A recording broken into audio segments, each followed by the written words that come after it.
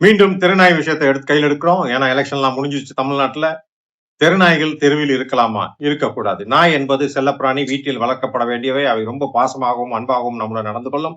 அதை பார்த்து நம் மனது குளிர்ச்சி அடையும். இது வீட்டுக்குள்ள இருக்க வேண்டிய விஷயம், தெருவுல இல்ல.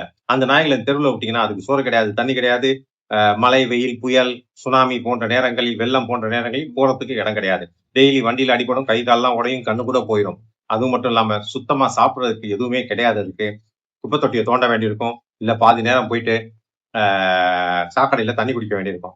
சிலர் வந்து ரொம்ப பெருமையா நான் நாய்க்கெல்லாம் சோறு போடுறேன். என்னங்க பண்றீங்க நீங்க? நாய்க்கு சோறு போடுறேன். பெரிய மகாத்மா காந்தி நீங்க. உங்களுக்கு நோபல் பிரைஸ் எல்லாம் கொடுக்க மாட்டாங்க. ஏன்னா நாய்க்கு சோறு போடுவது என்பது பெரும் பாவம். இதை மகாத்மா காந்தியே சொல்லியிருக்காரு. இன்னைக்கு இல்ல, 1920 அந்த மனுஷன் 100 வருஷத்துக்கு முன்னாடியே யோசிச்சிட்டாரு. ஒரு நாயை நம்மளால ஒழுங்கா வச்சுக்க முடியலன்னா அதுக்கு ஒரு காப்பகமோ, தலைக்கு மேல கூரையோ, சாப்பாடோ கொடுக்க முடியலன்னா அதை வந்து கருணைக்கலை செல்வதே மேல் அப்படின்னு மகாத்மா காந்தி 1920 யங் இந்தியால எழுதி வச்சு போயிருக்காரு.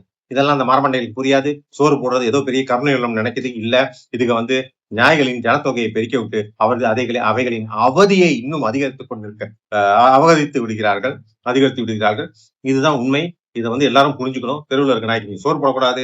நாய் வந்து ஒரு நோயுடன் இருந்தால் அந்த நாய் அங்கிருந்து அகற்றப்பட வேண்டும். அது கருணை கொலை செய்யப்பட வேண்டும். எந்த மயிராண்டி வந்து என்னோட சண்டை போட்டாலும் பரவாயில்ல, என்னை எதிர்த்து பேசினாலும் பரவாயில்ல, என்னை திட்டினாலும் பரவாயில்ல, எங்கள் நாட்டை காப்பாற்றுவதற்கும் எங்கள் குழந்தைகளையும் அதாவது உடல் ஊனமுற்றவர்களையும், வயோதிபர்களையும், வன விலங்குகளையும் காப்பாற்றுவதற்காக இந்த முயற்சி. நீங்க என்ன வேணா முடிக்கீங்க.